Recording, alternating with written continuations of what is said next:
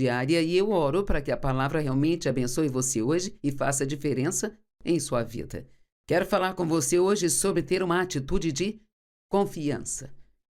É muito importante que confiemos em Deus, mas também é muito importante que não tenhamos uma atitude de desconfiança em relação às pessoas. Agora, realmente, sabe, você não vai dar carta branca confiando em todo mundo e não usando sabedoria, mas desconfiar de todo mundo o tempo todo também é muito, muito desconfortável, porque a Bíblia nos diz que devemos crer no melhor de cada pessoa.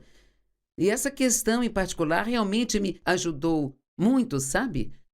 Porque podemos imaginar que as pessoas, você fez isso de propósito, ou você está falando isso pelas minhas costas, ou isso ou aquilo, e apenas acreditar no melhor das pessoas tem me ajudado muito, sabe? Nos relacionamentos, e geralmente eu descubro que elas não tinham uma má intenção envolvida, e acreditar no melhor é a melhor coisa a se fazer, sabe? Mas especificamente quero falar com você hoje sobre ter uma atitude de confiança em relação a Deus, e não importa o que aconteça, você confia que Deus cuidará de tudo? Você confia que Ele vai resolver isso? Se você quer falar sobre algo que vai eliminar o estresse da sua vida, então é isso. A Bíblia diz que nós só podemos entrar no descanso de Deus crendo ou confiando, o que é uma outra palavra para o crer. E esse descanso sobrenatural de Deus é um lugar maravilhoso para se estar. Há tanto estresse em nosso mundo. Talvez alguns de vocês tenham muito estresse em sua vida agora e estamos sempre pensando, se minha circunstância simplesmente desaparecesse, eu teria paz. Mas finalmente entendi, e demorei muito tempo, que minhas circunstâncias provavelmente elas não vão mudar. Talvez esta aqui mude, mas então uma outra virá, e que sou eu a pessoa que Deus quer mudar. Ele quer nos levar a um ponto em que nós reagimos às circunstâncias de forma diferente. E a única maneira de reagirmos bem é se confiarmos em Deus. E que essa mesma atitude, propósito e mente humilde esteja em vocês como estava em Cristo Jesus. Filipenses 2:5. E que Ele seja o seu exemplo em humildade. Realmente eu acabei concluindo que toda boa atitude requer um pouco de humildade, sabe? Para se ter essa boa atitude.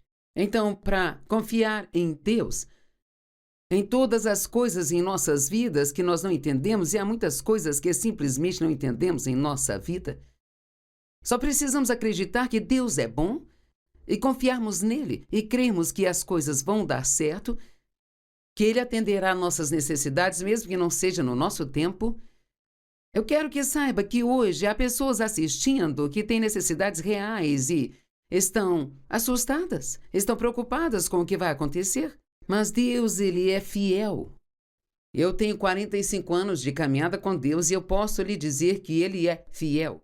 Ele nem sempre faz as coisas quando eu gostaria ou do jeito que eu gostaria, mas Ele sempre faz o que é preciso ser feito.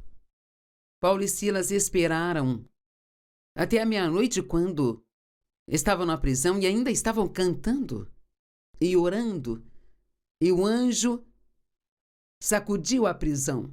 E então as portas se abriram. Mas a hora era meia-noite.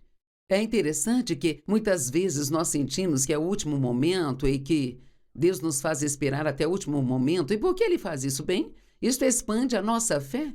E quanto mais nossa fé é expandida, mais fácil se torna a vida depois disso, toda vez que passamos por algo difícil. Da próxima vez que passamos por algo assim, é mais fácil do que na primeira vez.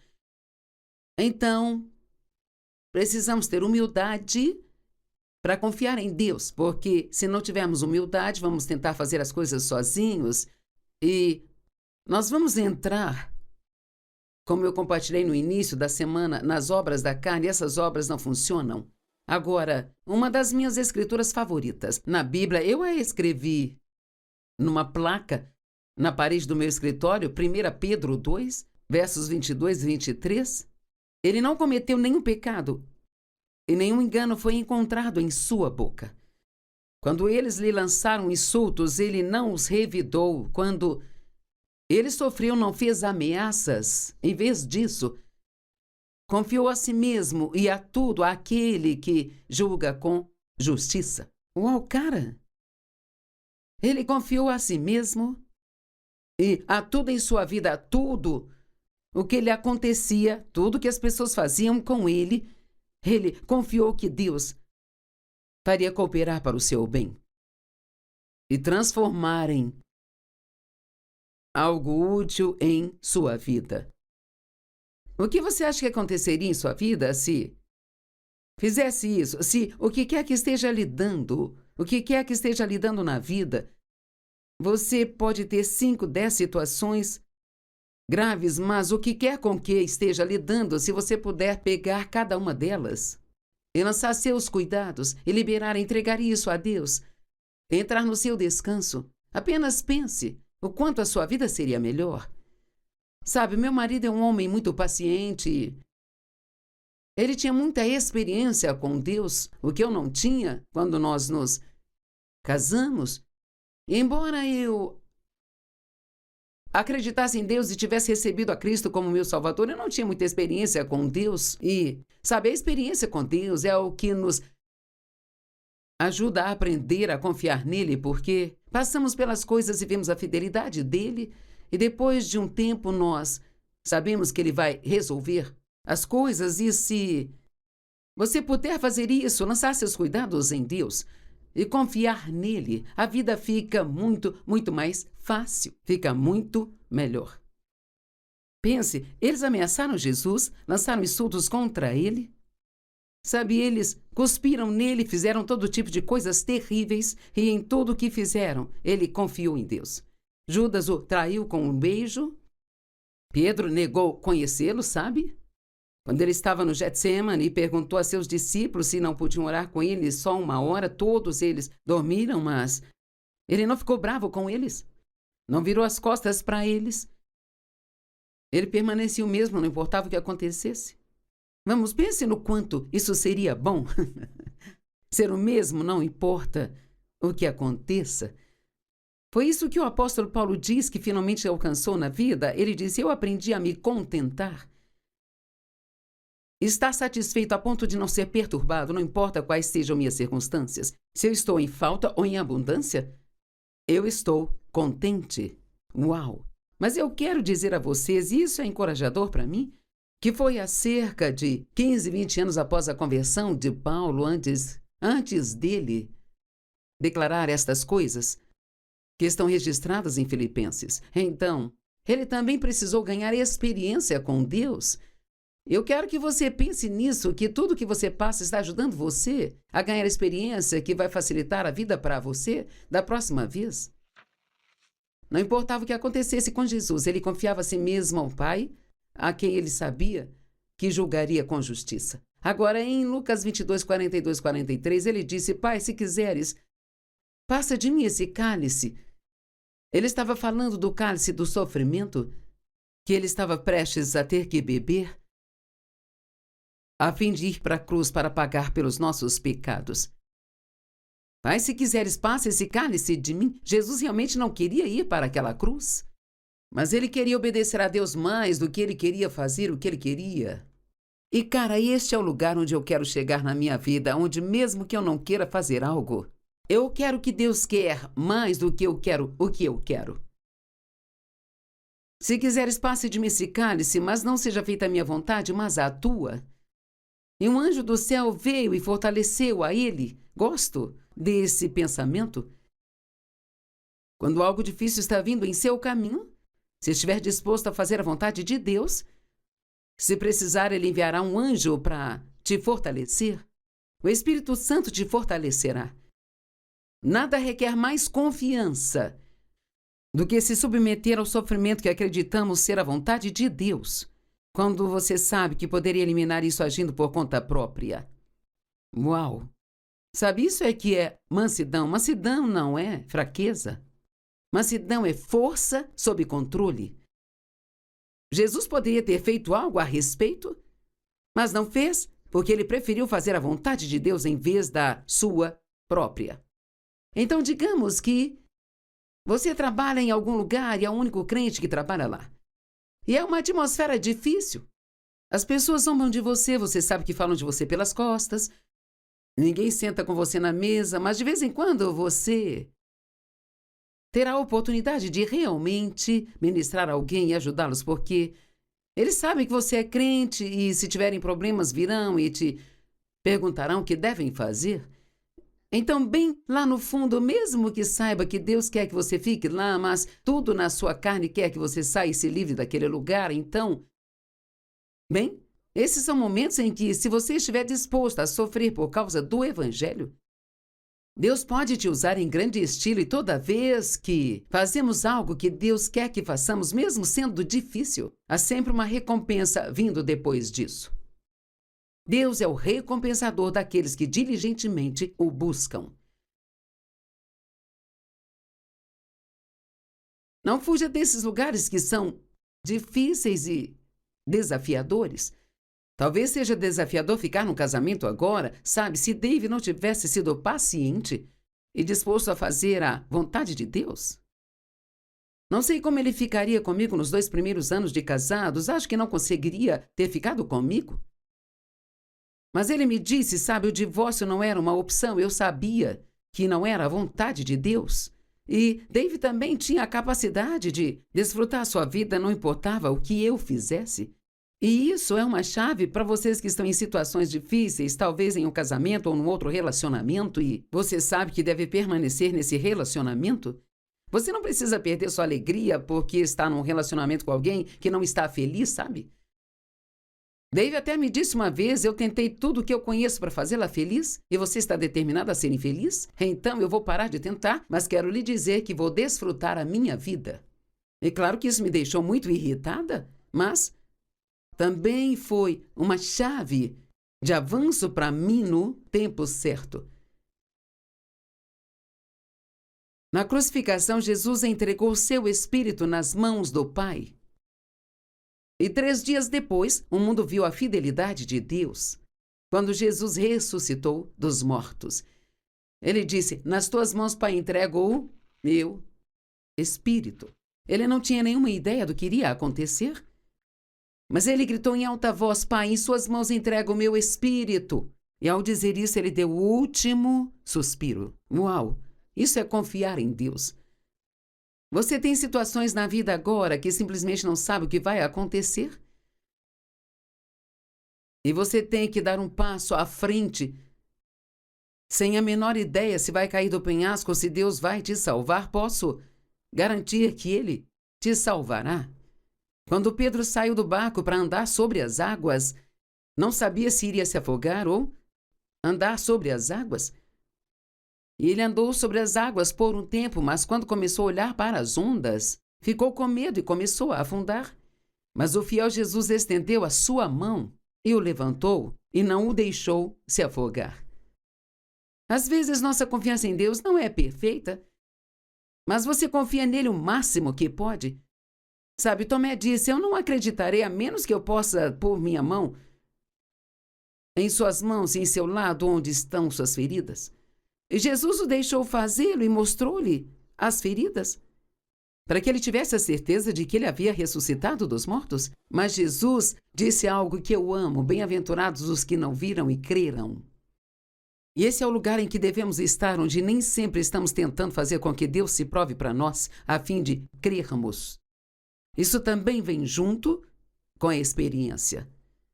Você está pronto para passar no teste da confiança? Somos promovidos depois de sermos testados. Tiago 1,12, bem-aventurado aquele que persevera na provação, porque tendo resistido à prova, então receberá a coroa da vida que o Senhor prometeu para aqueles que o amam. Deus testa e prova nossa fé e a qualidade do nosso caráter. Você diz: por que ele faz isso? Bem, porque as crianças na escola têm que fazer testes antes de irem para a próxima série. Não importa o que você acha que acredita, não importa quanta fé acha que tem, você nunca sabe disso ao certo, até ser posto à prova, e eu também não. Então, realmente, passar por esses testes, na verdade, E é claro que Deus já sabe o que vamos fazer, mas eles realmente acabam sendo bons para nós, porque quando passamos neles, isto nos dá confiança. 1 Pedro 1,7 diz: para que uma vez que seja comprovada a genuinidade da sua fé, mais valiosa do que o ouro, o qual perece, ainda que refinado pelo fogo, resulte em louvor, glória e honra quando Jesus Cristo for revelado. As coisas das quais ele está falando aqui é sobre as provações e tribulações que vêm no nosso caminho. Em 1 Pedro 4:12 e 13, diz: queridos irmãos, não se surpreendam com o fogo ardente que veio testá-los, como se algo estranho estivesse acontecendo com vocês. Talvez você esteja no momento de teste agora, mas depois de um tempo de prova, você entrará também em um tempo de glória, entrará num tempo de recompensa. Então passe nos testes, para não ter que repeti-los várias vezes. Mas alegrai-vos na medida em que participais dos sofrimentos de Cristo, para que sejais exultantes quando a sua glória, então, nos for revelada. Precisamos nos conhecer e precisamos nos ver em todos os tipos de situações. E isso ajuda você a conhecer as pessoas. Você nunca conhece as pessoas realmente até ver como elas respondem em cada tipo de situação. Passar pelas coisas nos prepara para ajudar outras pessoas. Deus provou o povo em Deuteronômio 8, quando os israelitas atravessaram o deserto. Ele os provou, testando-os para que pudessem abençoá-los. Chamo isso de ser abençoado na bagunça. Você pode ter uma bagunça agora, mas será abençoado quando sair dela, se você lidar com isso à maneira de Deus.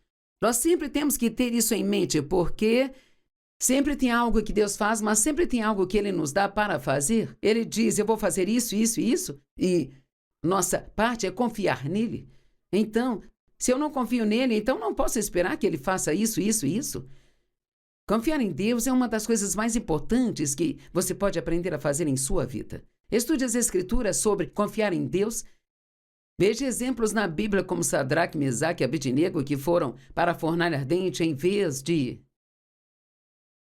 fazer o que o rei queria que fizessem.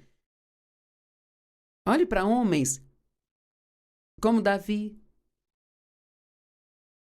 como Jó e Jonas e todas aquelas pessoas que, embora às vezes fosse desafiador, acabaram fazendo as coisas da maneira de Deus e depois eles foram recompensados. Jó passou por tempos difíceis e ele parece ser nosso exemplo de sofrimento na Bíblia, o velho Jó. Bem, sabe, o pobre velho Jó acabou, no final, quando todas as provas acabaram, Deus o abençoou com o dobro de tudo que ele havia perdido. E a Bíblia diz em Isaías 61, 7 e 8, que Deus nos dará dupla recompensa, uma dupla recompensa pelos problemas passados. Eu sempre digo que Ele vai te dar o dobro pelo seu problema, porque o Senhor ama a justiça, Ele é um Deus que ama a justiça. Em Deuteronômio 8, e essas escrituras me ajudaram muito quando eu era uma cristã mais jovem, eu estava crendo em Deus para coisas relativas ao ministério, então eu não entendia por que Ele estava demorando tanto. Havia coisas simples que eu estava pedindo para Ele fazer, que eu sabia que Ele podia fazer facilmente, mas Ele simplesmente não fazia. E eu me lembro que um dia eu disse a Deus: sei que você pode fazer isso, e não seria nenhum esforço para você, então por que está me fazendo esperar tanto? E eu ouvi no meu espírito: nem só de pão viverá o homem, mas de toda a palavra que procede da boca de Deus. E eu não era familiarizada com essa escritura, não estava familiarizada com essa palavra, então definitivamente ouvi de Deus. E mais tarde, Deus me levou a essa escritura em Deuteronômio capítulo 8, do 2 ao 4.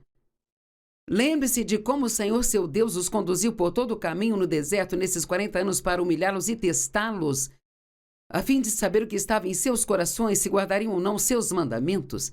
Ele, então, os testou para descobrir se eles guardariam ou não seus mandamentos. E é fácil guardar os mandamentos de Deus quando tudo está como queremos, mas e quando nada está indo do jeito que nós queremos? É fácil guardar os mandamentos quando nossas orações são respondidas rapidamente, mas e quando você tem que esperar? Ele os humilhou, causando-lhes fome, e depois os alimentou com o maná, que nem você nem seus antepassados conheceram, para lhes ensinar que o homem não vive de pão, mas de toda a palavra que procede da boca de Deus. Agora, esse pão do qual ele estava falando, para mim, representa as coisas que eu queria ver Deus fazendo. Sabe, que eu estava confiando em Deus, crendo nele.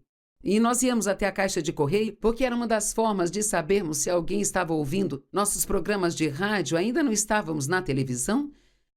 E era por aí que vinha muito do nosso apoio, e era difícil quando chegávamos e não havia correspondência, ou poucas delas, sabe?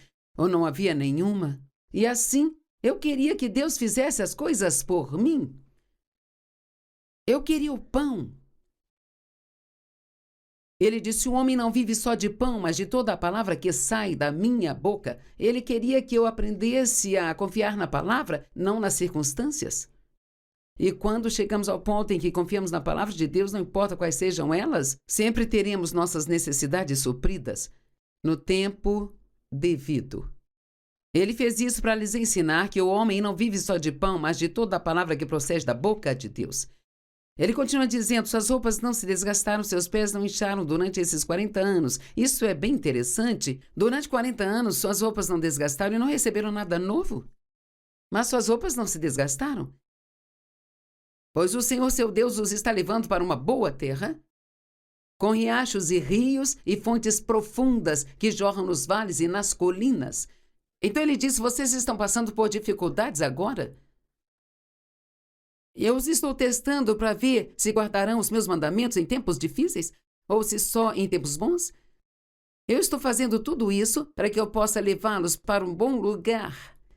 Mas Deus não quer que confiemos nele apenas nos lugares bons. Ele quer que confiemos nele nos lugares difíceis e entraremos nos lugares bons. Estou levando vocês para uma terra com trigo e cevada, videiras e figueiras, romãs e azeite e mel. Essas podem não ser coisas que gostaríamos, mas são as que eram preciosas para eles naqueles dias. Uma terra onde o pão não será escasso e nada lhes faltará. Uma terra onde as rochas são de ferro e você pode cavar cobre extraindo das colinas. Ele lhes deu maná para comer no deserto, o qual seus pais nunca haviam conhecido, para humilhá-los e testá-los, para então, no final, lhes fazer bem. Posso garantir que o que quer que você esteja passando, sua situação ainda não acabou? Ela não acabou ainda. Isso também vai passar. E se você passar no teste em que está agora, continuando a ser fiel a Deus e depositando sua confiança nele, você terá uma recompensa no final do teste. Só porque achamos que estamos prontos para a promoção, não significa que nós estamos. Passe nos seus testes para que não tenha que repeti-los várias e várias vezes.